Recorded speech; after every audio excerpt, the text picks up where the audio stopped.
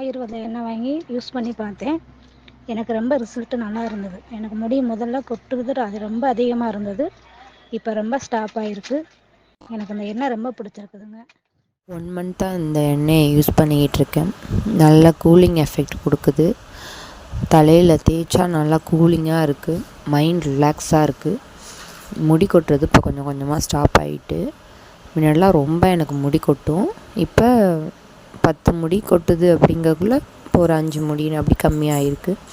இன்னும் அடுத்த month use பண்ண இன்னும் குறையலாம்.